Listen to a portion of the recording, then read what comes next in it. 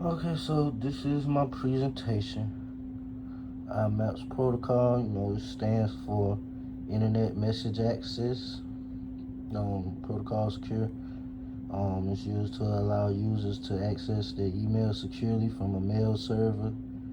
Um, key difference key difference between IMAP and IMAPS is the IMAPS uses encryption through SSL or TSL. This encryption provides sensitive data like usernames, passwords, and email content from being intercepted. Uses port 993, and yeah, Dovecot. Dovecot is open source email server software that supports IMAP and POP3 protocols, commonly used on Linux systems because it's secure, reliable, and just easy to figure out. Um, it allows users to connect to their email using secure protocols like IMAPS. Main configuration files for Dovecot are located in /etc/dot Dovecot directory. Just kind of going through just general information. Installing on Linux, kind of easy for the most part. Use a Ubuntu system. Use the commando sudo apt install Dovecot. Enable the services using sudo system ctl, stuff like that. Configuring IMAPS. After you install it, you got to configure it and enable IMAPS. So you edit the configuration files located in /Dovecot/configuration.d. And just extra stuff you have to do. You make sure the IMAP login service is enabled. And you enable SSL by setting SSL equals an SSL configuration file. Just general information. Verify IMAPS and listening. So this is basically you restart the service using the command sudo system ctl and restart it. Then you verify that the port is open, and you use Nmap to scan the server by running nmap-p993. And that's how you do that. That's hardening recommendations. It's multiple ways to make IMAP some more secure. You should use a strong SSL, of course, and TSL encryption that protects communication from attackers. You disable weak protocols like SSL version 2, for an example. Version 3, because and that's still vulnerable too.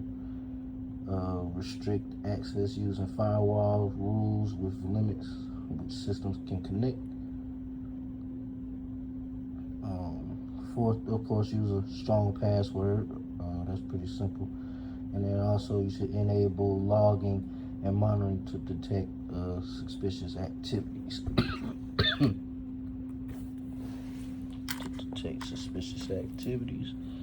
The DNS protocol review, it stands for domain name systems, of course. It's used to translate domain names into IP addresses. DNS translates into IP addresses that computers use. It uses port 53 and supports both TCP and UDP. DNS is critical for network communication.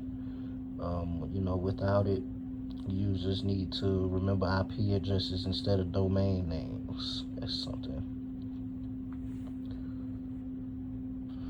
Yeah. So the next one, On Windows Server, DNS can be installed using Server Manager. It does not require the server to be domain controller for this lab. You can start DNS server role and start the DNS service. You start that. Let's open the DNS server listens on port 53. And others use other systems to connect, and then you verify using NetStat or Nmap. That's pretty simple. Configuring on Windows. Okay. You open the Service Manager and add DNS server role. Install it. Then you start the DNS service using the service tool. Then you verify port 53 is open using, the Nmap or whatever, NetStat, whichever one you may have. If Nmap shows 53 is open, the DNS server is configured right. If it's not, you did something wrong. Pretty simple. DNS hardening. Configure DNS on Windows. We open Service Manager and add the DNS server role. You start DNS service using the service tool. And verify the port. That the port is open. It's a little blurry in my camera, but that's fine. Shows port 53 open. If it shows the port is open, it's configured right. I don't know. DNS hardening. There's several ways to secure DNS windows. First, we can disable recruiting if it's not needed. This prevents the abuse from attackers and stuff like that. You restrict zone transfers. This prevents attackers from copying DNS data. You use firewalls. Enable login and monitoring activities. And then, keep the system updated. Regular routine updates. BIND stands for Berkeley. So BIND stands for Berkeley Internet Name Domain. It's most commonly used DNS server software on Linux systems. It also allows Linux servers to provide a DNS services. It listens on ports 53. Response to DNS queries. The main configuration file is located in slash, just a side note, slash the name.conf.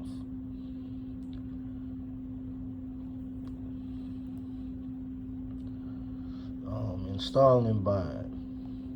We use the Linux package manager on Ubuntu. We use sudo apt install bind 9. That's what you would use to do this. Then you enable the service using sudo systemctl enable name. Then you start using sudo systemctl start name.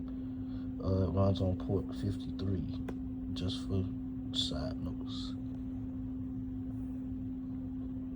To verify it, you gotta verify that it's on port 53. You use NetStat to check the open ports, and use Nmap to scan the port.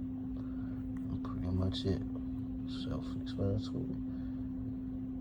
DNS hardening. There are several ways to harden a BIND. First you gotta disable recruiting if it's not needed. And you restrict the access to trusted IPs.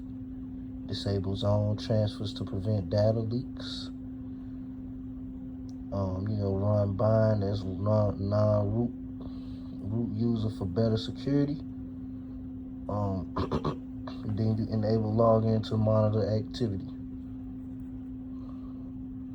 Lab requirements.